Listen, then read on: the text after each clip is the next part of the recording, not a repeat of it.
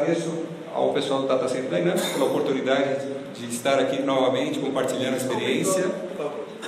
Não. Pelo anterior corte. Pode continuar. Pode continuar, não teremos cancelamento de novo. Nos desculpe pelo atraso. Vocês viram que teve uma interrupção aqui não planejada, né? Isso a gente vive todo dia no Data Center. Bom, foco principal, crise energética e qual o impacto da crise energética sobre a nossa infraestrutura de Data Center. Quando a gente fala de Data Center, o grande objetivo é garantir uma alta disponibilidade desse ambiente. Então a gente começa a definir níveis de serviço, como aumentar a disponibilidade, como garantir um desempenho adequado às aplicações críticas do negócio e uma grande preocupação em como garantir a resiliência do negócio. Para tanto, a gente tem que investir em proteção da informação, em plano de continuidade de negócio, investir em tecnologias de alta disponibilidade e manter todo esse ambiente em conformidade com a legislação do setor. Se você tem uma empresa pública ou privada, onde você tem economias mistas, ações na Bolsa de Nova York, ações na Bovespa, existe uma série de legislações que você deve ter para que você possa estar praticando nesse mercado também. Portanto, nós criamos um ambiente de TI ágil, flexível e dinâmico, alinhado com a estratégia de negócio da organização. Este ambiente ele deve ser focado numa plataforma unificada e virtualizada, todo o conceito de consolidação de data center, consolidação de storage, gerido por processos, um ambiente seguro, automatizado para que a gente tenha uma automação máxima e minimize o número de falhas operacionais, e um ambiente ecoeficiente. E nós vamos falar um pouquinho nesse evento sobre ecoeficiência. Se a gente olhar a crise energética que o Brasil está passando, nós estamos se tornando cada vez mais dependentes das energias térmicas, né? Então, se a gente fizer uma avaliação aqui, em 2001, a nossa matriz energética era fortemente hidrelétrica. Então, nós tínhamos 89,7% dependendo da hidrelétrica, 4,3% de energia nuclear e 6% térmica, óleo diesel, gás, carvão. De 2001 para 2012, em função da crise, dos apagões que nós tivemos, o que aconteceu? Um forte investimento na parte de fornecimento de energia térmica, eólica e outras formas de energia. Então, o térmico aumentou de 6% para 13,9% em 2012, cerca de 10 anos. Eólica começou já a surgir com 1,7% em 2012 e outras fontes, biodiesel, biomassa, 5,1%. Não é que diminuíram o número de hidrelétricas, o que diminuiu foi a participação da hidrelétrica no fornecimento de energia. Em 2014, olha o salto que nós tivemos. A parte térmica, um forte investimento, 19,4%, eólica 2,9%, biomassa 9,2%. Então a gente verifica de 2001 para 2014, de 89,7%, nós passamos para uma dependência de 67% da hidrelétrica. E estamos vivendo uma crise hídrica jamais vista no Brasil, em São Paulo principalmente.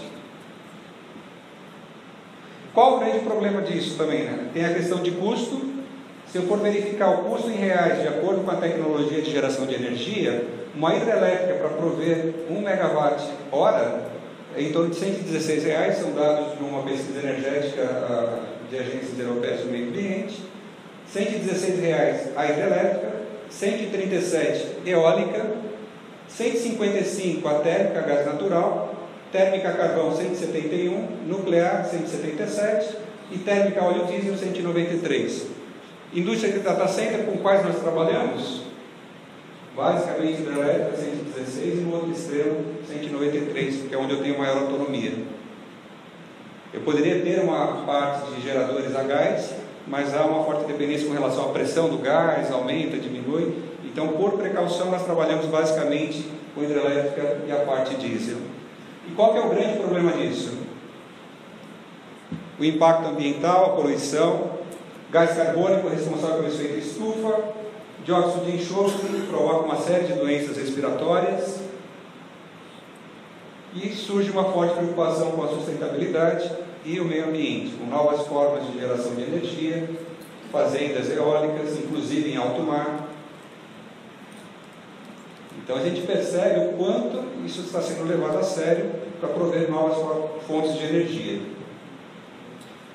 Na área de data center, a gente vê as empresas com forte foco em minimizar o consumo de energia. Esse foi uma matéria publicada no Data Center Dynamics no site deles recentemente, essa semana, onde a Algartec Eficiência é inaugurado o primeiro data center com energia solar da América Latina, com uma redução estimada de 30% no consumo de energia.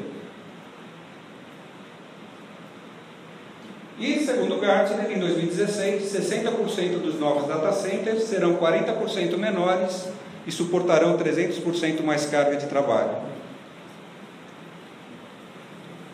E a pergunta que eu faço é: sua equipe está preparada para construir e pilotar um data center moderno, eficiente e seguro? Se a gente fizer uma analogia com a indústria da Fórmula 1, veja se vocês identificam alguma semelhança com a parte de construção de data center, com a otimização dos veículos, campeonatos do mundo inteiro, data centers espalhados por diversas cidades, por diversos países, cada um com a sua característica, mais quente, mais frio, vários componentes que fazem parte da infraestrutura de um data center, de um servidor, de um storage. Hey, I'm Daniel Ricciardo. The guys at Infinity Red Bull Racing have entrusted me with all these beautiful, bespoke little works of art. I hope I don't do too much damage here.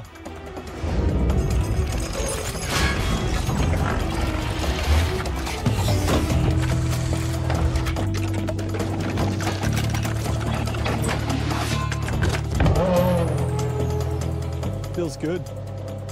Can't wait to see what this new car's capable of. Excelente data center, né? Things have changed a lot since 2013. The technical regulations are very different for this season. Let's compare the new and the old car. I've got the new one, Sebastian's driving his winning car from last year. The philosophy behind the new rule changes was to make the car safer and more fuel efficient. Here are the main changes. New nose, front wing, rear wing, engine, gearbox, an enhanced energy recovery system and much more. The amount of fuel used in the race has been restricted. We now have 30% less in the tank. How can you save that much and still keep running? First of all, we get one extra gear, 8 instead of 7. The most revolutionary change is the new fuel-efficient engine. Much higher pressure fuel injection for more complete and efficient fuel burning, 2 cylinders less, V6 instead of V8. There's a ref limit of 15,000 RPM, but the turbo is back, and with the turbo sound. The energy recovery system has been enhanced. The new ERS now has 2 motor generator units. The new one is powered by the flow of hot exhaust gases. The other one still uses brake energy from the rear wheels. It's a lot more powerful now. The battery pack now stores 10 times the amount of energy. That's enough for 33 seconds per lap rather than 6.6 as before, and a double boost of 160 horsepower. Therefore, more torque, which means it's tougher to control getting on the power. So we can expect lots more battles. The outside and the aerodynamics have also changed quite a lot. Our feet move down because the nose comes down for safety reasons. The front wing is narrower, downforce is reduced significantly, the blown diffuser is gone, as well as the beam wing. The rear has to be supported. The main flap is flatter and opens up further. DRS attacks can now be more aggressive. The new power units have to last longer too. We used to have 8 engines for the entire season, now we only have 5 complete power units. Shall we give the first engine a tickle? Heck yeah!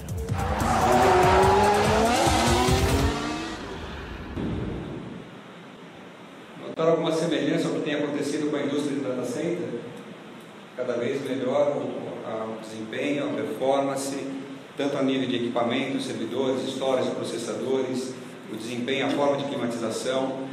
Há uma forte preocupação. E todos esses benefícios que a gente tira da Fórmula 1, a gente traz hoje na indústria automotiva também. E os diversos fabricantes estão provendo uma série de equipamentos e tecnologias para otimizar cada vez mais o consumo de energia.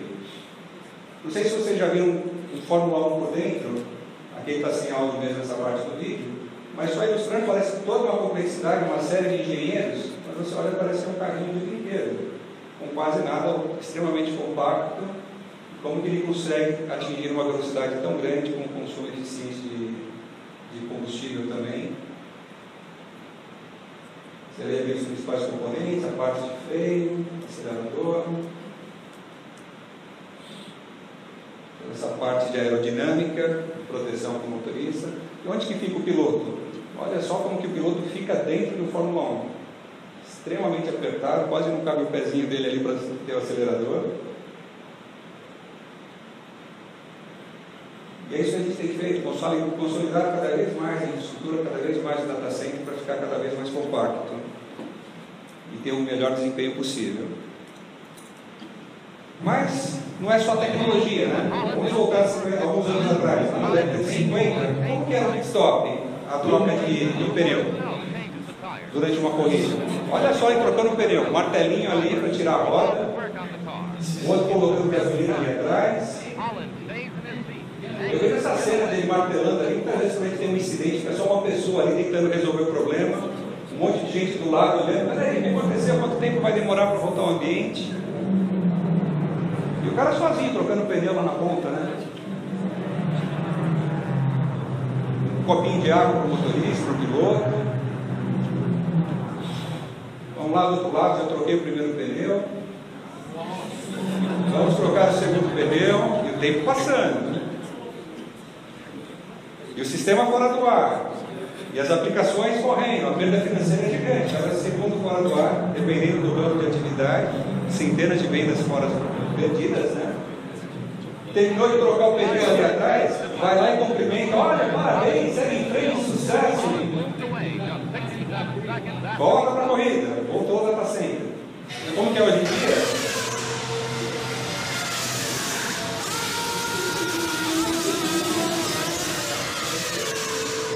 Como que está a nossa equipe de data center? Como no primeiro caso, dependendo de uma ou duas pessoas para fazer determinadas atividades, ou nós temos uma sinergia mais íntegra junto com as equipes?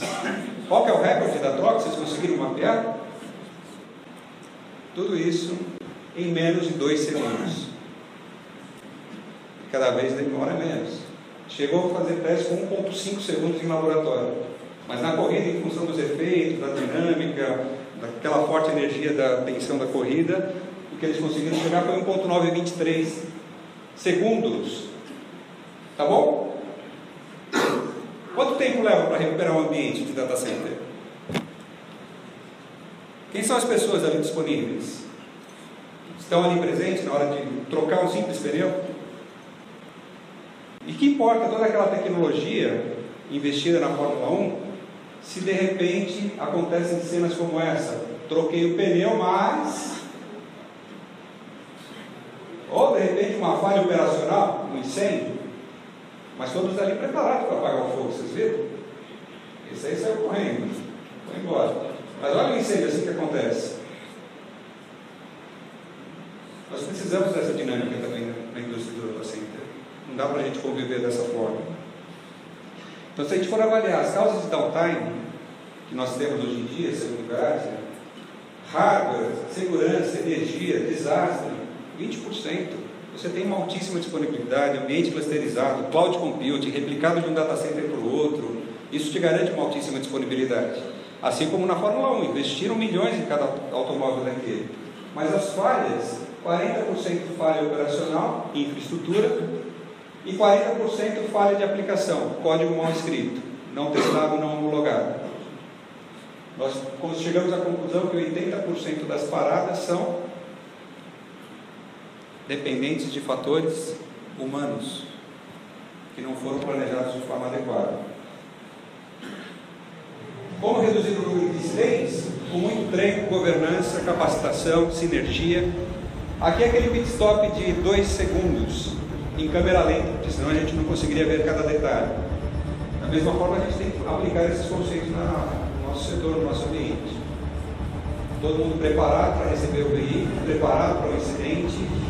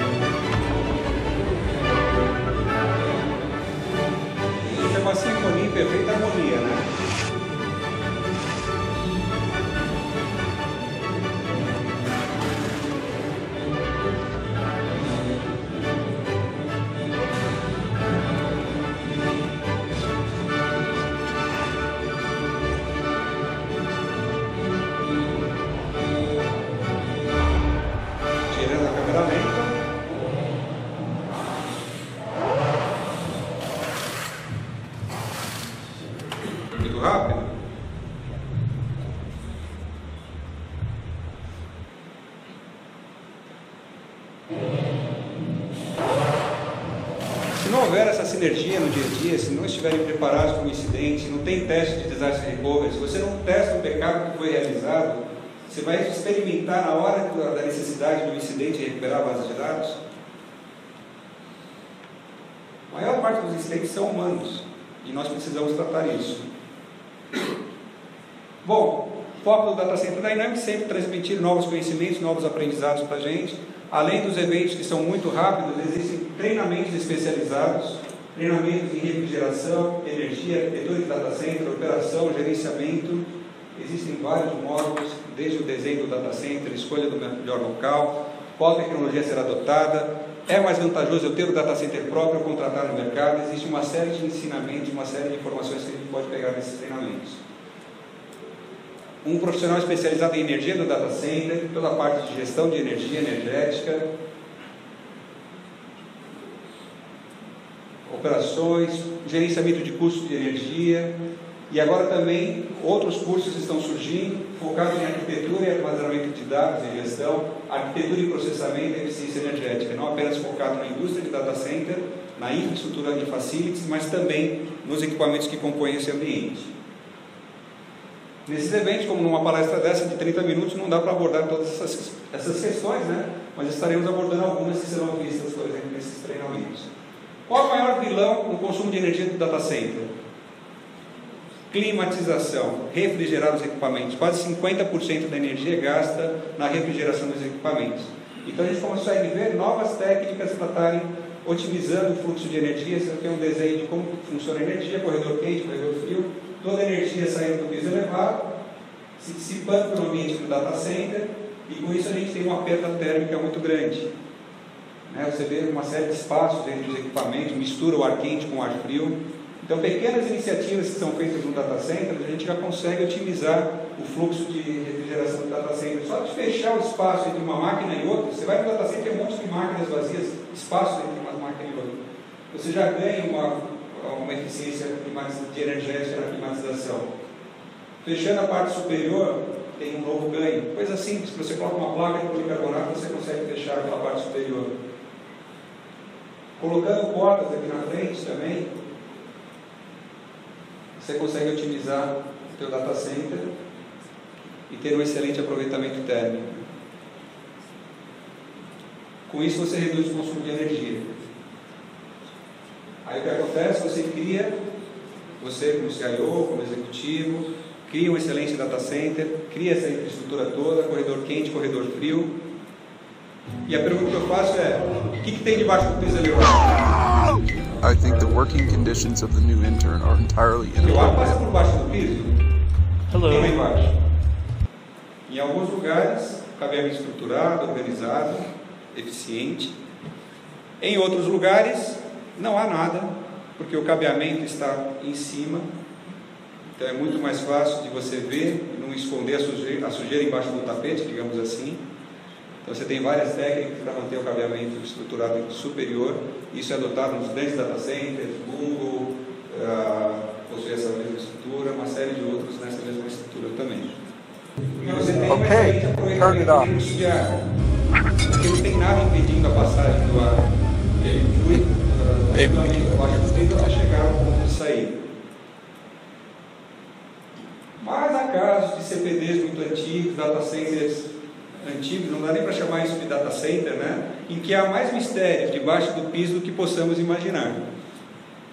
Se você for ver empresas muito antigas, muitas empresas públicas assim que não têm uma capacidade de investimento adequado, você encontra o quê?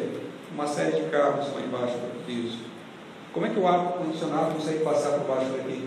Isso daqui é um caso de uma empresa que foi feito no passado uma migração do mainframe para emulação via rede.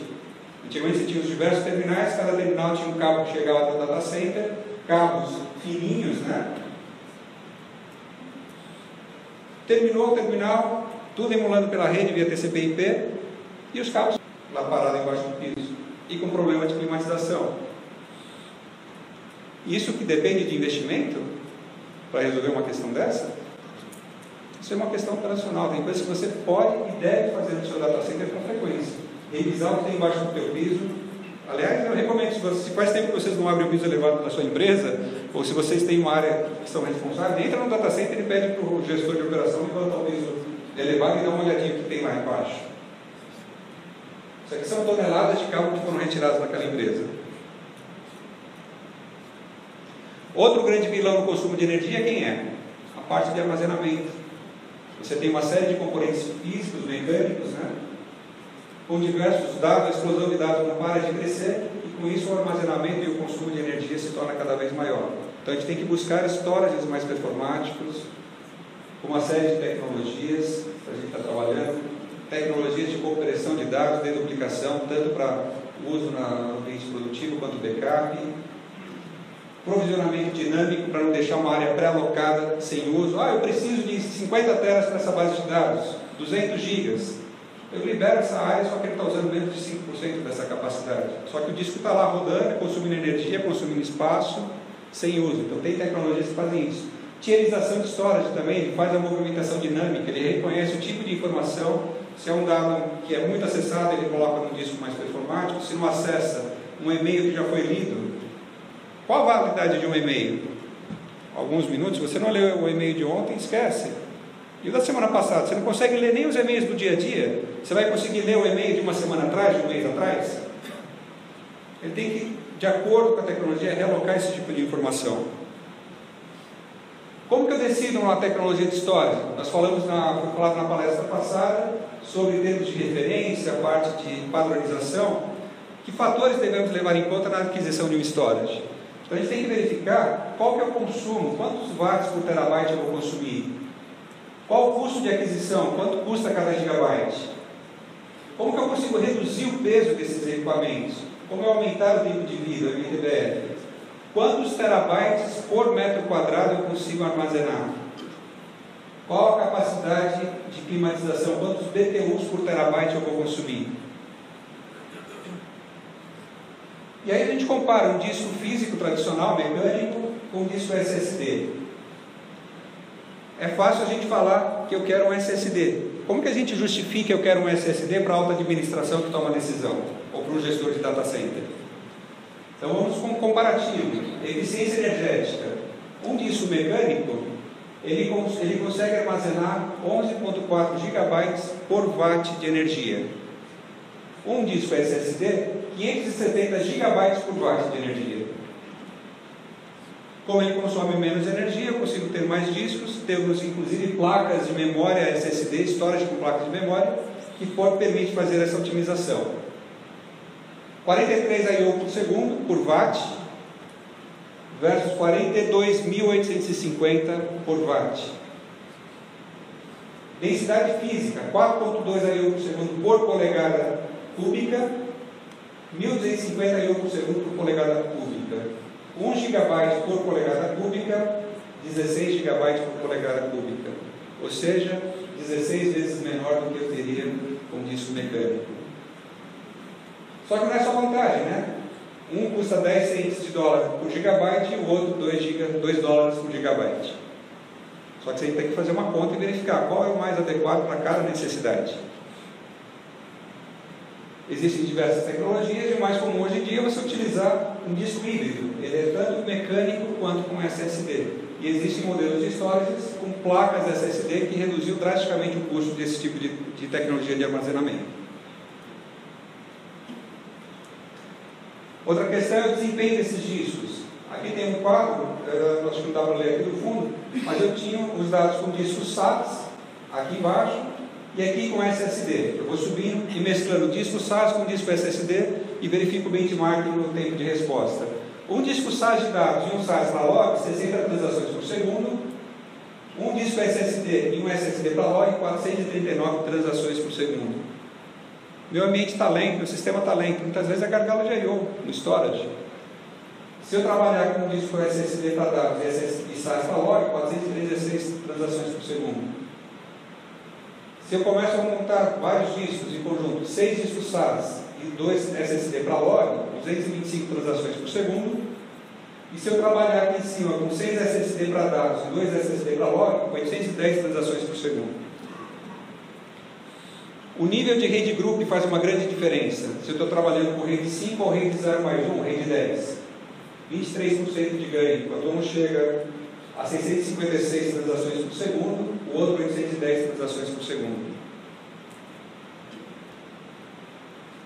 Então, de acordo com a tecnologia de armazenamento, eu vou utilizar um tipo de disco ou outro. Se é uma transação financeira, uma loja virtual, que exige uma ultra performance, trabalho com SSD. É o disco de aplicação comercial, data mine. Existe uma boa performance, mas não depende de uma ação imediata, um resultado imediato.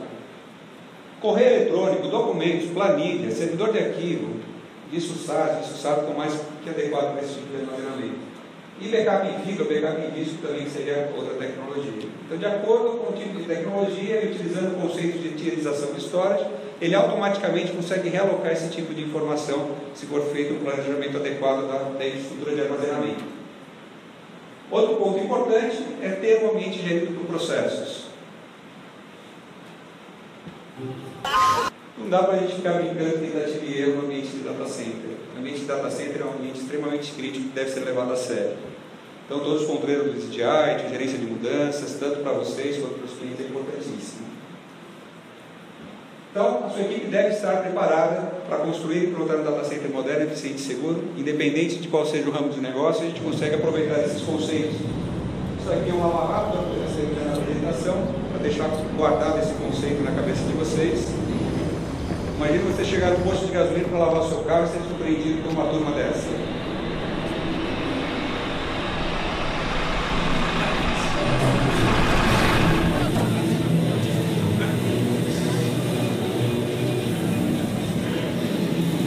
Quanto sai uma lavagem por bem? R$40, R$30? Qual o ganho se eu tiver uma performance dessa?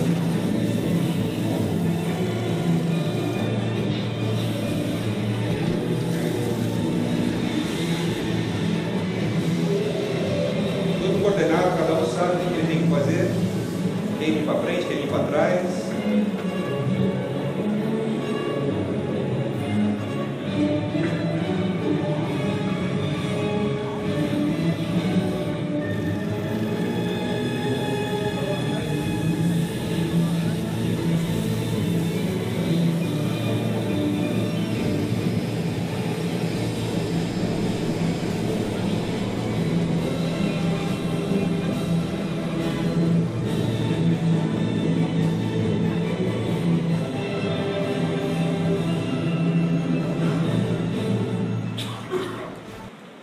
Pessoal, muito obrigado pelo tempo de vocês, pela oportunidade de estar aqui e fico aberto a perguntas. Obrigado pela atenção.